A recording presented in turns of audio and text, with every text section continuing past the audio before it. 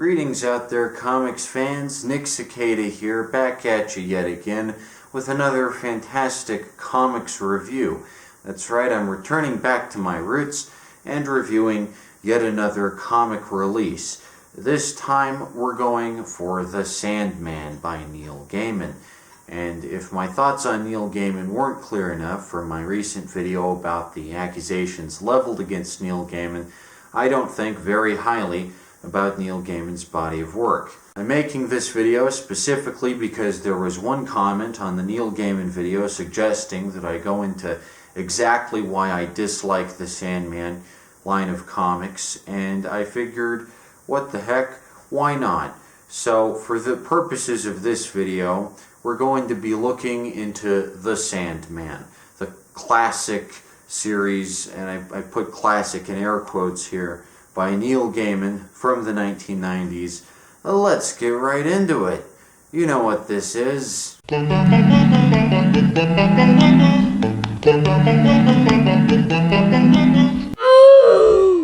So, The Sandman by Neil Gaiman. I don't personally own this comic. I do own a copy of Watchmen.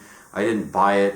I got it at like a garage sale or something because it's one of the most mass market produced comics of all time. But when it comes to The Sandman, I'm not putting that shit into my collection. I have limited shelf space for comics that I actually enjoy reading. So for the sake of this video, I decided to do a full reread of the series. I went to my local comic store, which is give or take 7 blocks away, went inside, hung out in the corner for a couple of hours, and binged myself through the classic run of The Sandman. Not, mind you, any of the spin-offs, any of the Death comic, any of the Sandman Universe comics. There's a whole Sandman Universe line, apparently, which is like the last thing out of Vertigo.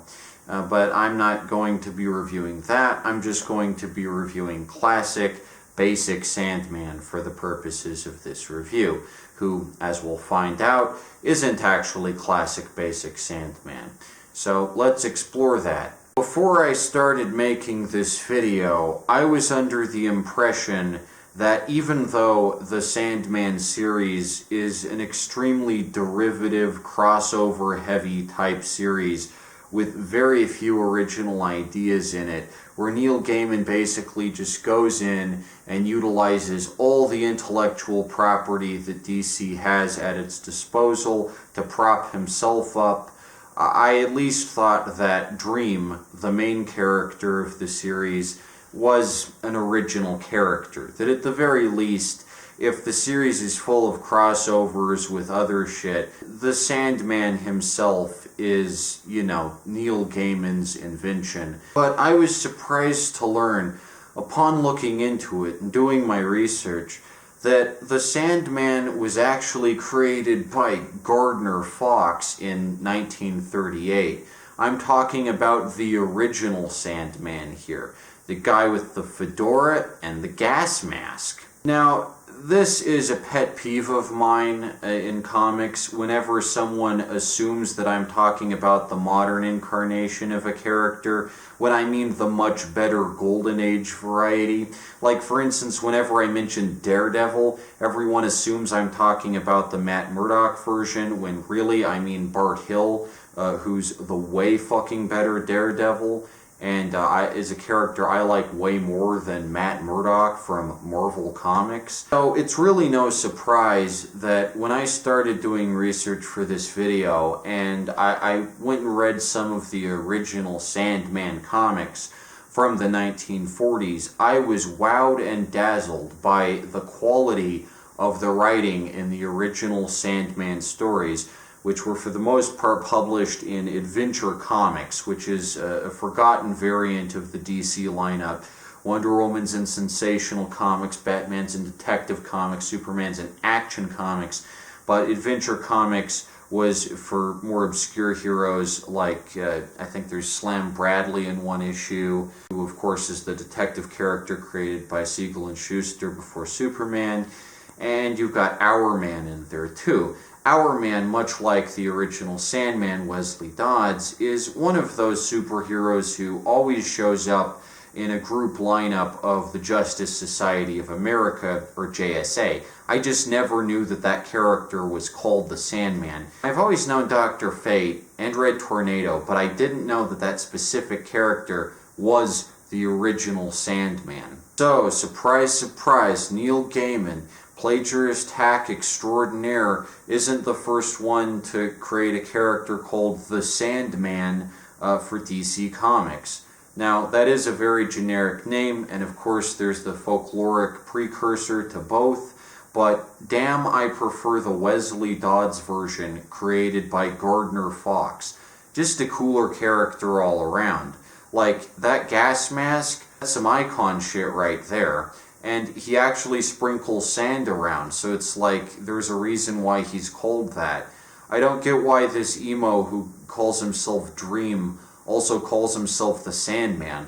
The comic should just be called Dream, because that's how he refers to himself for the most part. I wonder if anyone picked up this comic because they saw, oh, it's Vertigo, which is an imprint of DC, and they thought that they were going to be reading some fantastic new adventures of the real Sandman, Wesley Dodds, and then they pick it up and it's all this try-hard emo shit, and they're like, what the fuck is this? I thought I was going to read about a jewel heist or something. Instead, I'm reading some British pervert's fantasy about how he likes cakes or something. What the fuck is this garbage? That probably never happened because Sandman is pretty obscure, the Wesley Dodds version, but I find it funny if someone did pick up a copy of Sandman back in the 90s and thought that's what they were getting. Anyway, much like how Watchmen is a comic that's overrated to all hell, even though every single character in it is just a cheap ripoff of the Charlton Comics lineup, like Rorschach is the Question, Night Owl is Blue Beetle, so on and so forth. In the Sandman's case, all that's happened is Neil Gaiman has come in, noticed that there's a sort of obscure character from the 1930s, 1940s who he can take and say, look, I invented this now. Give all the credit to me, please, Neil Gaiman. I made the Sandman. He's mine now, and he's technically a different character. So let's compare the two versions of the Sandman. The original version, the 1930s Wesley Dodds version, is a really cool character. I'm into all the pulp heroes of the 1930s that predate Superman and also predate Batman, because as much as I like Batman as a character, and I really like Bill Finger, he's a Denver legend. He's one of the few comic creators from Denver who really made a name for himself by co-creating fucking Batman. And most people don't even know he's from Denver. I will say that I'm also fascinated by the pulp detective type heroes of the 1930s. I'm talking The Shadow, who DC kind of flip-flops on having the rights of, so he doesn't get so many adventures as he would otherwise. The Sandman is kind of like DC's version of The Shadow. He's kind of their answer to The Shadow, because at the time, I imagine they didn't have the rights to The Shadow. Then in the 70s they did, and now they don't, or whatever. His rights are flip-flopping all the time. He might be public domain, in fact, at this point. You've got the Domino Lady. I rarely hear anyone talking about the Domino Lady, but she's pretty cool. There's all these fantastic pulp heroes from the 1930s that deserve way more credit, but the Sandman is one of those. And truth be told, he is in the group lineup of basically every incarnation of the JSA, so you see him, but you never know his name or what he's about or how his adventures go. But he's a pretty damn cool character. He's kind of like Batman, except he's not afraid to get his hands a little rough. So whereas Batman is kind of the clean, goody two-shoes, wholesome type character, even during the Golden Age, you know, he's meant to be an example to the youngsters. Oh, here's Robin the Boy Wonder, you know, my good pal. Oh, we're going to solve crimes in a clean, wholesome way. We're going to clean up Gotham City in a nice, fun way. The Sandman, he gets a little more rough, and he does some pretty messed up shit in his initial appearances, but I like that about him. He gets his hands a little dirtier. He gets in the gutter a little more. He knocks people out, he pretends to kill himself, he frames people, he'll stoop to anything, really. It's not so much like Batman, where he's a big celebrity, all of Gotham City knows him, basically, he's famous and all that, and he works with the cops. The Sandman is much more undercover and stealthy and plays by his own rules. So there is definitely a distinction between the Sandman and Batman, and I can see why there is absolutely a need for a character like Sandman in the DC universe. Maybe not the modern DC universe, but certainly the Earth 2 JSA type incarnation of it. So the Sandman is a fantastic character, the Wesley Dodds version, and I like him a lot. So if this was a review of the Sandman's original adventures, then I would be giving it 5 stars. I like the Sandman.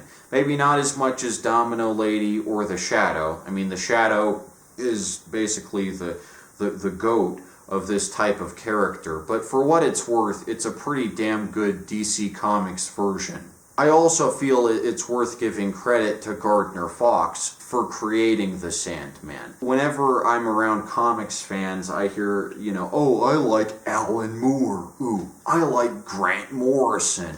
Wow, Grant Morrison is great. But I like to give some credit to Gardner Fox, who actually had to invent characters like Sandman. And while we're at it, he's also the inventor of Batgirl, Barbara Gordon. I think Sandman is honestly a much cooler character to create. It takes some serious imagination to come up with the gimmick of sand. He leaves sand at the scene of all his investigations, and also he wears that fantastic World War I era gas mask. That shit is fucking cool. And I'd like to give the credit to Gardner Fox, because he was a pulp science fiction author, just like myself, along with writing comics. And so he actually had to come up with original characters and breathtaking stories and all sorts of fantastic predicaments. And I really, really admire and appreciate that. And I don't think Gardner Fox gets enough credit. I see people going all the time, wow, I like Alan Moore. And before the accusations against Neil Gaiman came out, wow, I love Neil Gaiman, I can't get enough, what an inspiring figure. But nobody ever looks up to someone like Gardner Fox and says, yeah, I hope to be more like Gardner Fox, because no one knows who the hell Gardner Fox is, and I think that's seriously fucked up. And anyone who creates a character as fleshed out and interesting and fun as Wesley Dodds, the Sandman, deserves way more credit.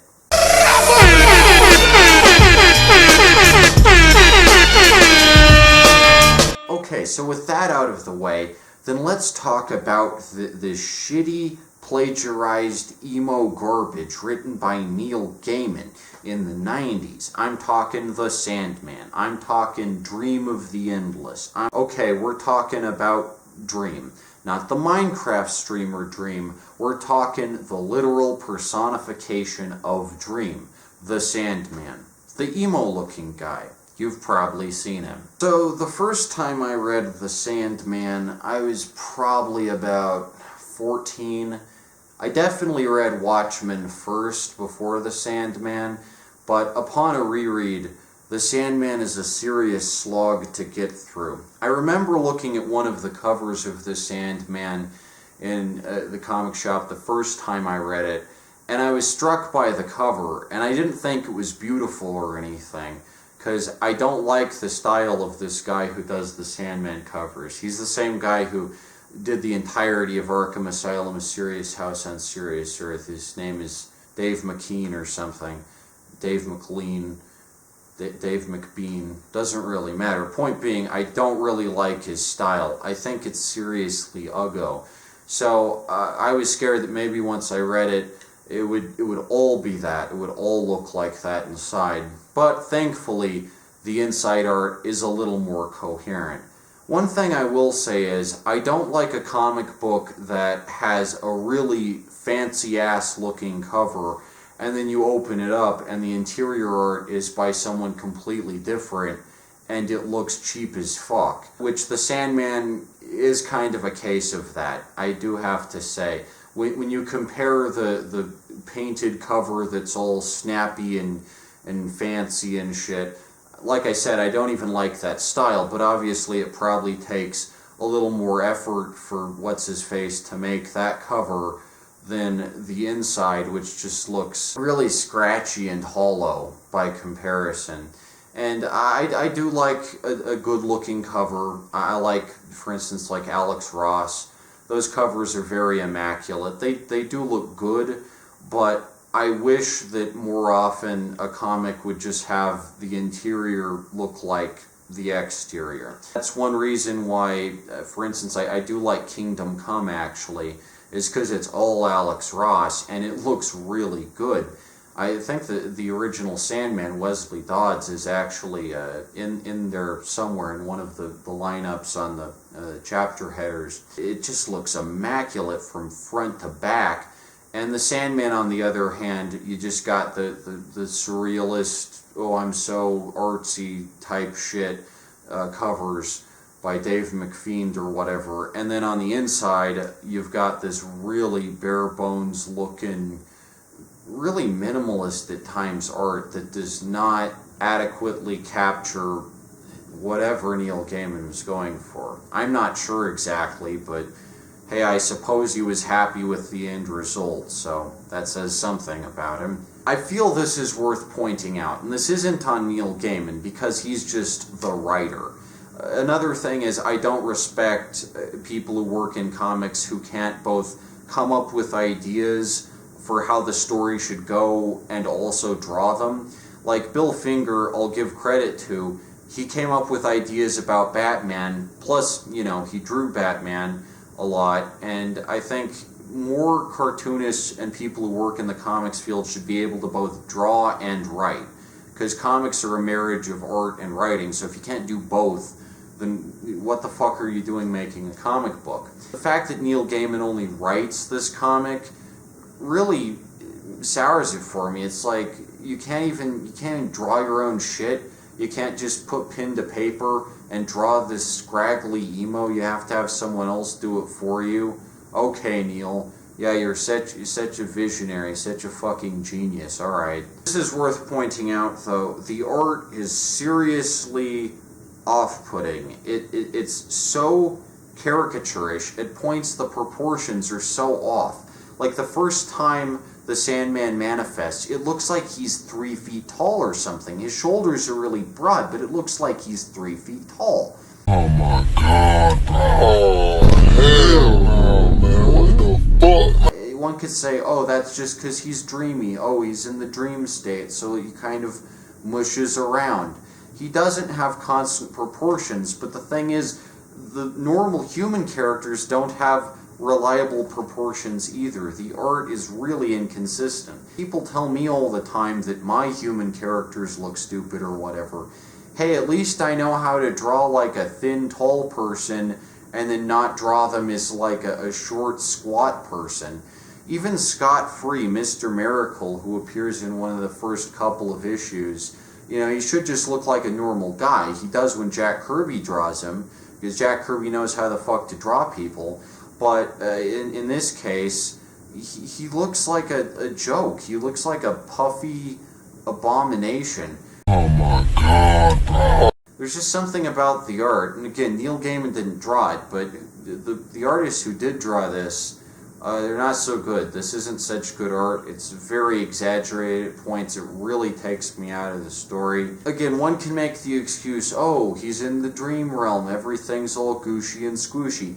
But there are points where it's not a dream. Like, he'll just be talking to Scott Free or something, and you know, he's dream, but he's not in the dream realm. Scott Free looks so fucking weird, and it's like, why draw Scott Free like that? He's just looks like a normal guy usually, right? So anyway, issue 1 of the Sandman is the introduction to the character. So in this, we get a really lame cameo from Wesley Dodds trying to tie the new dream to the old Sandman, if that makes sense. At this point, I was like, wow, I really wish this whole series was just fucking Wesley Dodds cover to cover.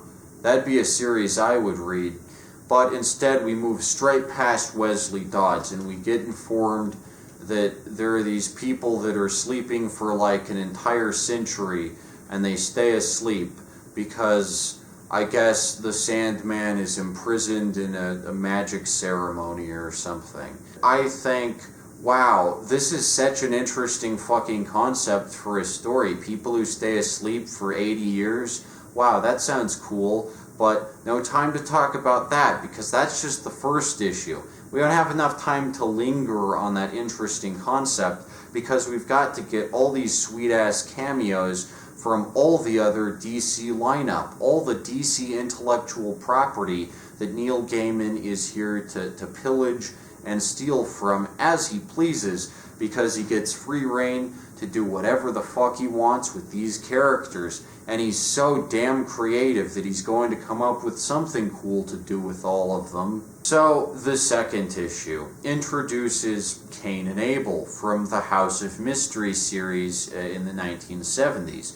Now, I'd actually read some of the House of Mystery and House of Secrets type books before I'd read the Sandman, and I didn't like Cain or Abel at all. I thought they were extremely annoying as far as the horror host type character goes. It's a fine line to walk between perfection and cringe with these type characters, and obviously Cain and Abel are just sorry excuses by DC to attempt to replicate the fantastic success that EC had in the 1950s with titles like Tales from the Crypt, The Haunt of Fear. I like the characters from EC, the Crypt Keeper, the Old Witch. Oh my gosh, these characters are sublime. They have yet to be equaled or matched in terms of design, in terms of personality. Give me the Crypt Keeper any day, but Cain and Abel are so fucking cringe. It's like this cringe compilation that just never stops. And keep in mind, I'm not just talking about their appearances in the Sandman here. What I mean to say is, even if some of the stories from the House of Mystery or House of Secrets are decent, Cain and Abel themselves are really terrible characters. I have no idea who at DC thought that these characters were interesting or compelling to watch the dynamic between, but they're boring as hell.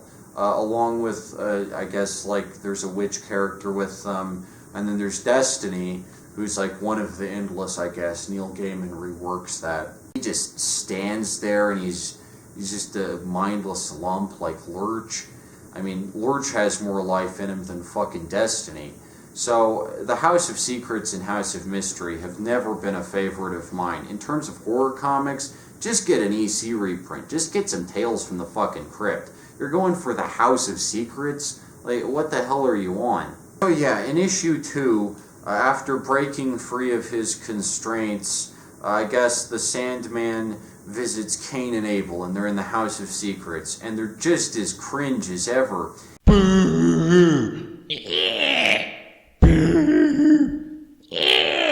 Then in issue 3, I forget the exact order. Keep in mind, Watchmen is a terrible comic, but at the very least, it's 12 issues, so you feel like you're getting to the end. But with The Sandman, it's so long and directionless and melodramatic, it feels like this infinite slog just to get through the initial series. So I have no idea why anyone would actually pay money to buy up the fucking Sandman universe spin-off books or the Death comic or whatever the fuck. He visits Cain and Abel in issue 2, and then in issue 3, I think he visits John Constantine.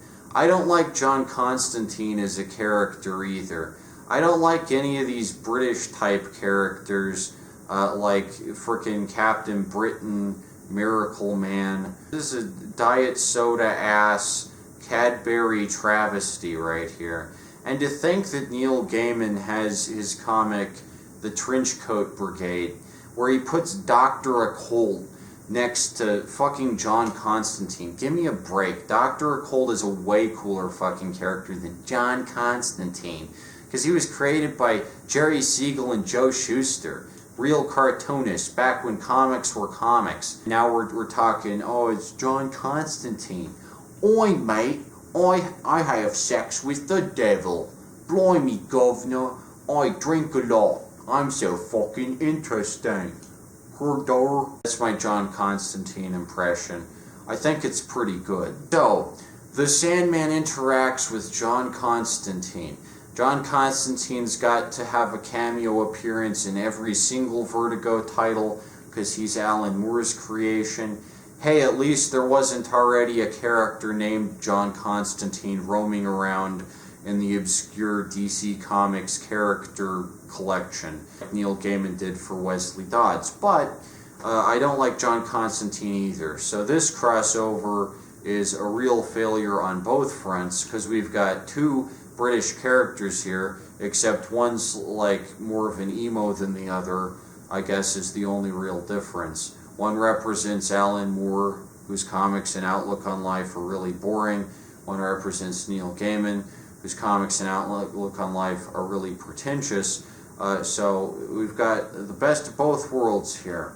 It's a real lineup for the ages. Hey, remember when comics weren't a bunch of depressed British loafers going around and drinking themselves to death?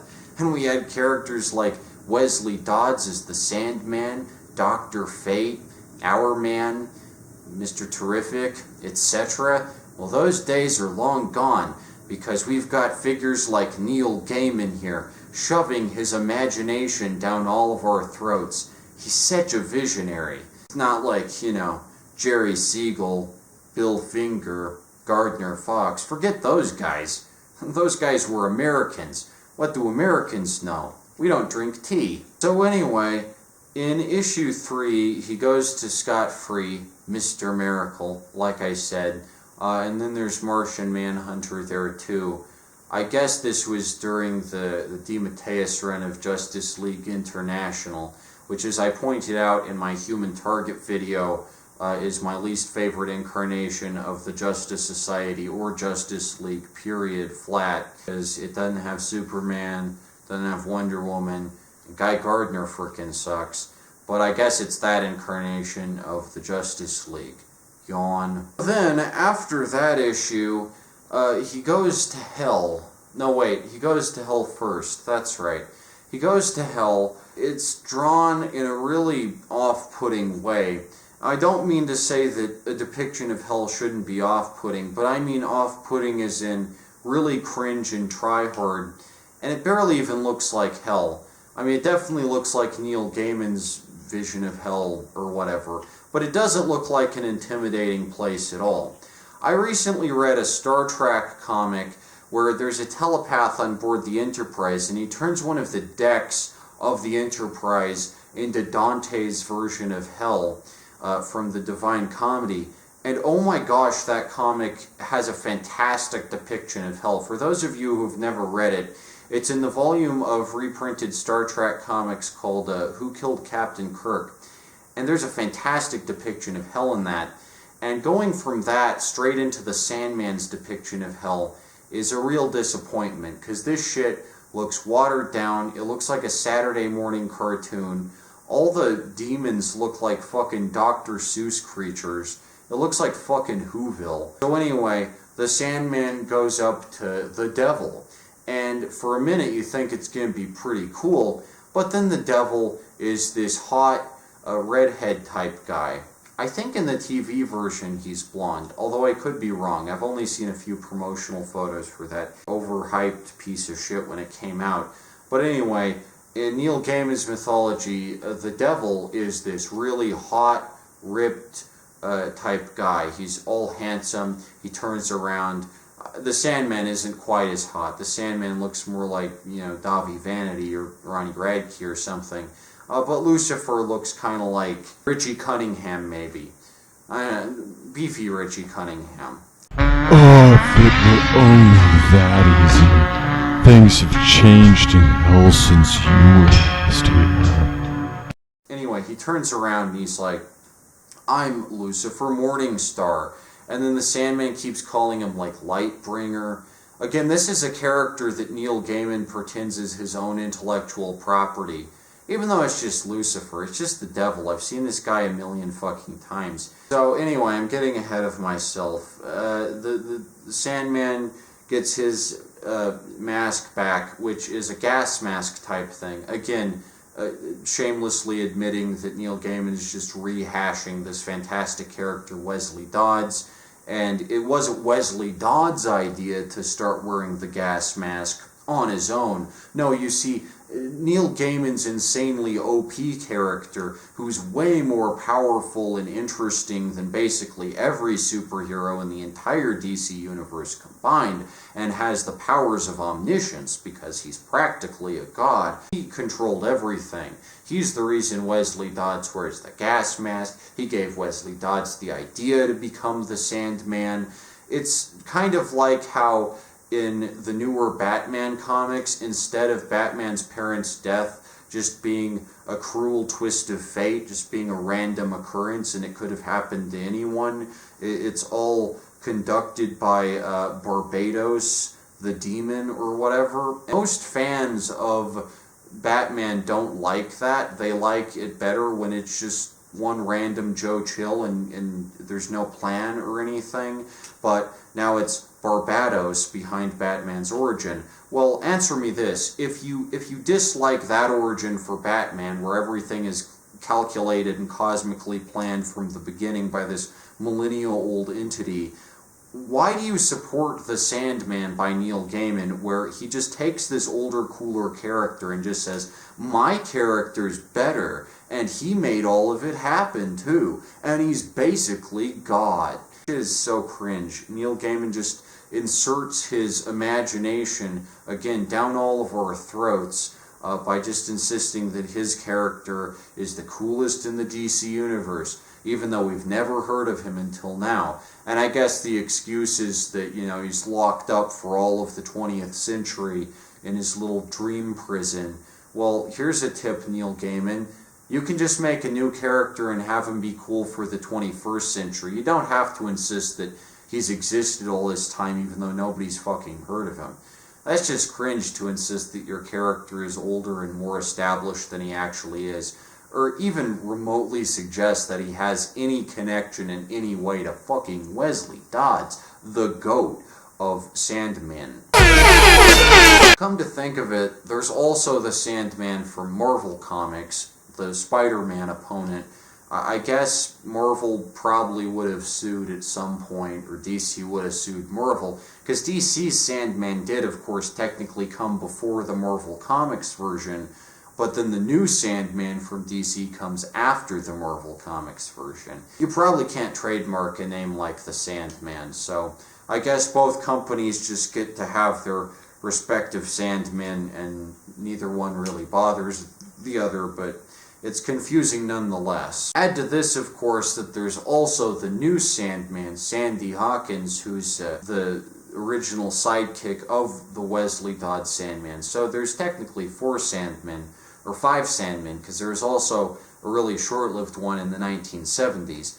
4 from DC and 1 from Marvel. That's too many fucking Sandmen, and the emo one should really just call himself Dream, because that's what he goes by for the most part. I really don't see the name to call him the Sandman, aside from just Neil Gaiman ripping off someone else's already established character. So then, the Sandman gets his jewel back. He has this powerful jewel, and he has to get it back from a skeleton-type character who's like evil and shit. You think this is going somewhere, but it doesn't. It just peters out after issue 8 or so. There are some scenes in Arkham Asylum where there's Jonathan Crane, but I thought he was Kane from earlier because they look so similar. You know, Jonathan Crane's got the glasses and the blonde hair, and Kane's also got glasses and blonde hair, so it's immensely confusing.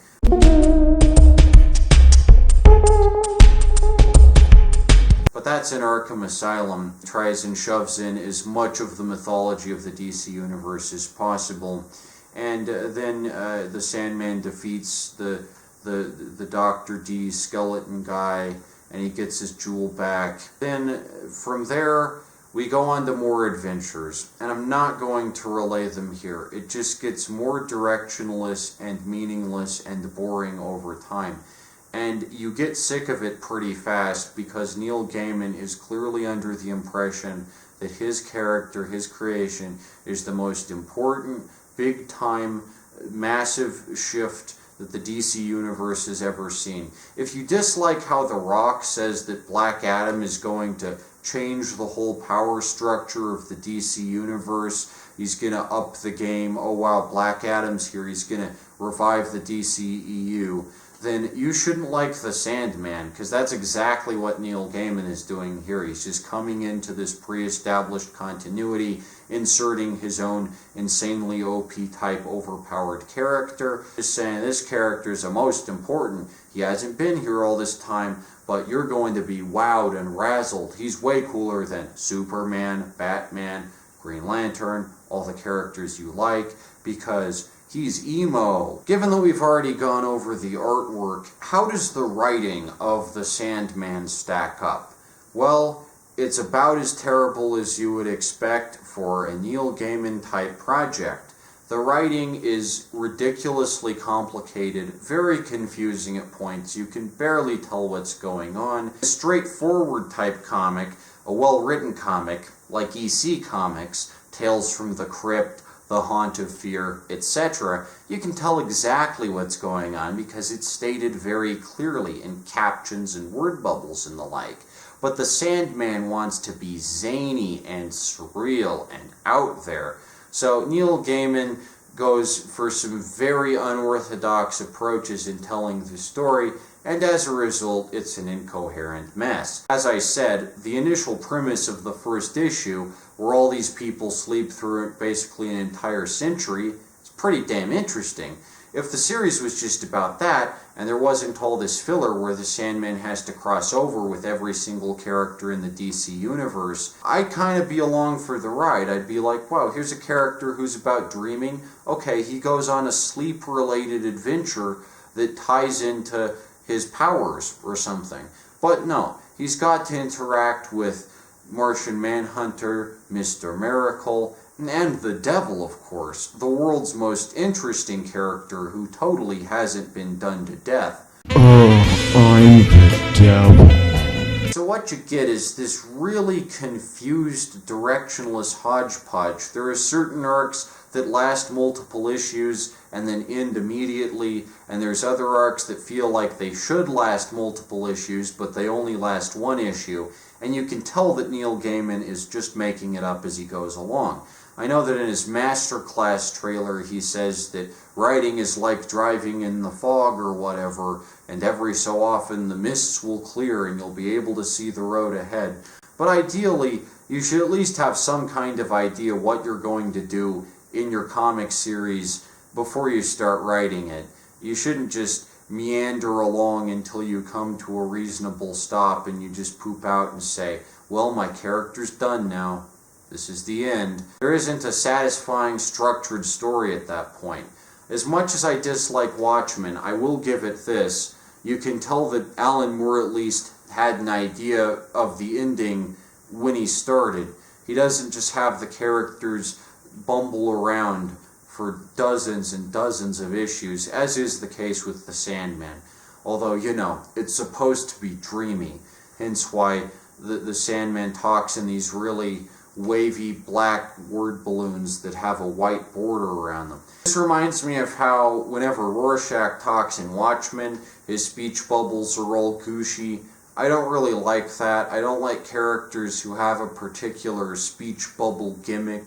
It gets kind of annoying pretty fast, and it takes up so much space for this character to talk because the speech bubble has to have this real intricate design where it's like you could just have him talk normal. For instance, his sister, Death, talks normal. She just talks in a normal-ass word balloon, but she's like the same species as him or whatever, you know, she's one of the Endless. Why doesn't she have her own type word balloon, but he has a distinct type word balloon? What the fuck is up with that?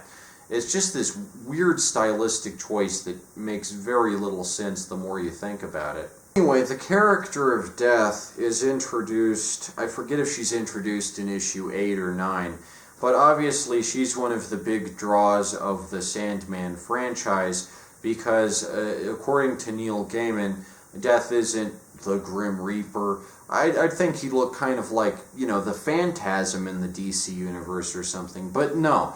Death is a hot goth girl who comes to you when you're dead, and she takes your hand.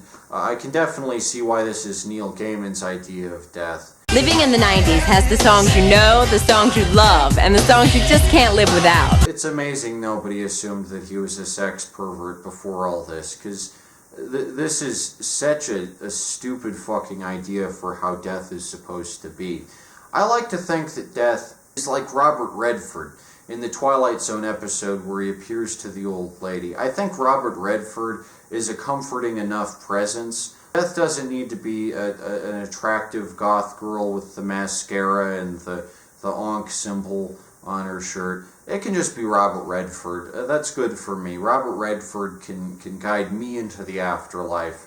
I don't need it to be this goth gal here. Nonetheless, I see what Death's appeal is. Oh boy, goth girl, and all the comics nerds, of course, who buy comics for the hot characters are like, awooga, wow, it's Death.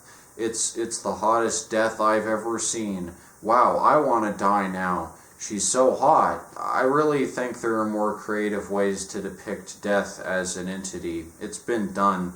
In Mask of the Phantasm, for instance, I mean, he's, or she, for those who haven't seen it, spoiler warning, is a Grim Reaper type character. I'd imagine that's how Death would be in the DC universe, but Neil Gaiman just kind of throws all that out of whack and just goes, nope, it's my idea now. It's a hot goth girl. That's who Death is in the DC universe now. No changing it. Needless to say, I'm not so big into Death as a character. I will say this, at least she's not as emo and insufferable as the Sandman, who just seems like this mopey-ass bitch. And he's obviously drawn to look quite a bit like Neil Gaiman, at least, how Neil Gaiman looked at the time, I imagine. I haven't seen too many pictures of him from the 90s, but that's probably vaguely how he looked. Thin, the little tuft of hair on the top. He's just condescending and egotistical and annoying as fuck. I mean, this is the type character that nobody in their right mind would want to follow around. Everyone who says Superman is overpowered or unlikable because he's so fantastic, what are you talking about? The Sandman is the most cloying character in the DC universe, hands down. I mean, I put Dr. Manhattan or something here, but they're technically not within the mainline DC continuity universe. So if we're just going by the characters in the main DC Earth 1 universe, then oh my gosh, the Sandman takes the cake for the most whiny, insufferable emo. It's kind of a battle between him and Rorschach, but ultimately, I don't know. The Sandman might be a more insufferable comics character than Rorschach. I said it. So I said this in my Human Target review, but part of the problem with the DC universe, and the Marvel universe equally, is that these are decades-long mythologies created by so many fucking people, and it's so difficult to get the continuity straight. And obviously you have characters like Batman that have been around ever since the 40s, and you have to keep them the same age, but then there are other characters like Wesley Dodds, the Sandman, who is kind of an older character, so you kind of have him grow old as Batman stays the same age, and it's very difficult to keep track of all this. And into this continuity comes Neil Gaiman, who just takes all the DC characters and says, well, they're part of my universe now, because I invented the Sandman. So now the entire DC universe has to play according to my whims, and all these characters are props at my disposal. I have no fucking idea who would give Neil Gaiman credit as some kind of wild visionary, some kind of creative genius, when all he does is take characters that already existed and make a new character with the exact same name as an older DC character, and that's his entire contribution to anything. Is he just sets an issue at Arkham Asylum, hey, here's Cain and Abel. I didn't invent Cain and Abel, Joe Orlando did, but now I'm taking credit for them, baby. They're part of the dreaming now. It's so try-hard and cringe, and Neil Gaiman really is just a hack without an original bone in his fucking body, because all he does is come into the DC universe, use it like a tissue, relieve himself, and then skedaddle. I don't know about you, but that's an extremely cringe thing to do when you can't even come up with your own fucking universe and your own fucking characters. Honestly, after reading this, something like The Human Target doesn't seem so bad. That at least seemed to have a little bit of creative spark within it, even if it's using characters like Blue Beetle that Tom King didn't create. It's okay. And it's not deconstructionist, wishy-washy, try-hard, dreamy, wibbly, timey-wimey slop like The Sandman, where literally anything can fucking happen, everything can happen, the Sandman can alter reality at a whim, and he can just do whatever the fuck he wants to anyone in the DC universe. It's such a bubbling disgrace. It's honestly embarrassing to read. I know I use Stephen King as an example a lot of like a good writer, but consider this, right? Stephen King doesn't have an entire pre-established universe of so many characters to rely on, right? He doesn't have Batman, Wonder Woman, The Flash. So what he has to do, and this is very admirable, and I think any writer worth their salt should at least try this, he has to create his own universe with unique characters, unique locations, unique attributes, rules and physics and mechanisms. And he has to create an original character like Pennywise the Dancing Clown, who's a fantastic character. Not only that, he has to create an entire layout, geography, history of Derry, Maine. And he has to do the same for Salem's Lot. He has to do the same for the Overlook Hotel. So many fantastic fictional locations and characters that he has to keep track of. Now that is an exercise that a good writer can pull off seamlessly. But Neil Gaiman can't do that. The most he can do is create the Sandman within the confines of a decades-old universe that has all the characters he could ever want, so he doesn't have to put in any thought in creating new ones. Now, Bill Finger and Bob Kane, when they created, say, the Joker, had to put in a little thought to create this clown-type character, right? And the Joker and Pennywise are two very different characters, but in both cases, they were original creations that were very fucking interesting for their respective times and really revolutionized their respective mediums. I mean, on the one hand, you got the Joker here. I'm the Joker, baby! He's the Joker, baby, right? He injects people with Joker venom in his first appearance, and they get that terrifying fucking smile. That shit's awesome. And you compare that to the Sandman. What's he do? He makes you sleepy. Okay, he's kind of fucking boring. And I'd rather not read his fucking comic. Really, what's Neil Gaiman contributed to the world of literature here?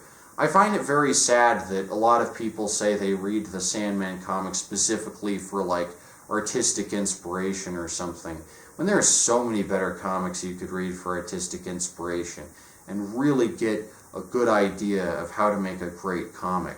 Like, for instance, you could read Wesley Dodd's Adventures, the original Sandman back in the 1940s. But for those of you who are too illiterate to delve back into the DC catalog that far, I would suggest Sandman Mystery Theater, which is the parallel series that ran alongside the Sandman, except Neil Gaiman had nothing to fucking do with it. And it's not postmodern deconstructionist slop like the Sandman.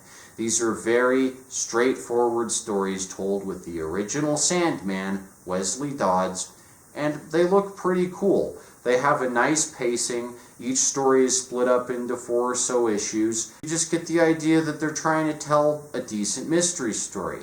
Plus, one of my favorite modern cartoonists, Matt Wagner, writes it. And he's a way better fucking writer than Neil Gaiman. Go figure. Because a character like Grindel actually takes effort and time to think up. Way more than the Sandman. And there wasn't a superhero called Grindel, before Matt Wagner made that.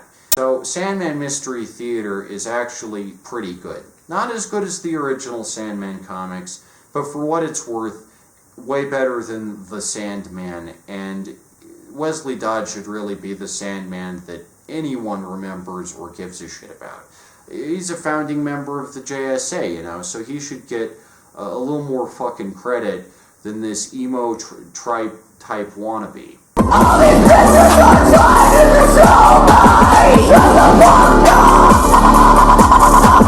Okay, speaking of emo-type goth comics, if you're Terra, or Terra-adjacent, if you have the type of taste in comics that Terra would, then I would not recommend the Sandman. I know he's kind of hot, I know he looks kind of like Ronnie Radke or whatever, but hear me out.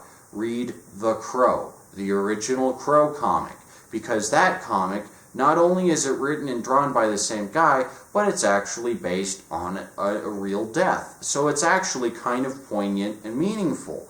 It's independent, and it's not just a shitty rehash of a story that's been told before. It doesn't use characters like the devil. It's based on an old Native American legend, so there's some attention to a mythology that you probably haven't given much thought to. And The Crow is a fantastic comic from the same time period as The Sandman. It's equally edgy, it's very goth, it's goth as fuck, it's way more goth than The Sandman even, but it has a way better story and characters and pacing and a meaning than The Sandman. It's actually good. It's goth as fuck, and you can enjoy it and read it if you're like Terra, but it actually has a point.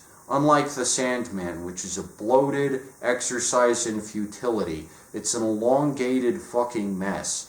And I am amazed at the number of people who overhype this comic, and Neil Gaiman generally, as some kind of brilliant modern writer who has the potential to carry fantasy onward. His work is so boring and flat and stale and derivative of so many other excellent fantasy writers.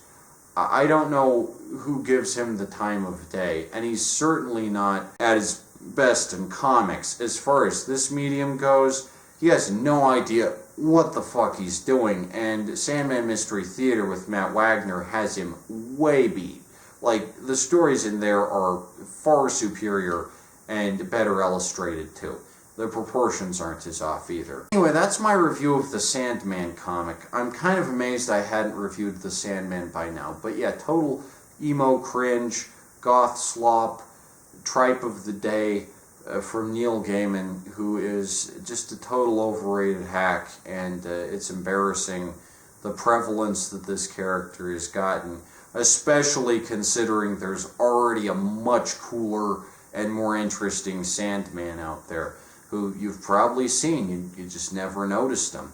But he's fucking awesome. I'm glad that I did my research and found out about the obvious plagiarism going on here, where Neil Gaiman, much like Alan Moore, who just ripped off the entire Charlton Comics lineup to create The Watchmen, just takes an American comic that's great, looks at it and says, "I'ma make it British," and does a worse job at it, which is really the story of Vertigo and the 80s and 90s in terms of comics. So that's my review of The Sandman. Tell me what you think down in the comments. What do you think of The Sandman? Do you like seeing The Sandman, John Constantine, Cain and Abel? Or would you like to see more characters like Wesley Dodds in the future? Wesley Dodds the GOAT. He comes in dreams, he sprinkles that sand all over, and he makes you go to sleep. He knocks you right out. He gives you those good fucking Z's. I think we ought to see more characters like him in comics, and less like the Sandman 2.0 Upgrade Supreme from the 90s. But let me know your thoughts. I'm going to go to sleep now.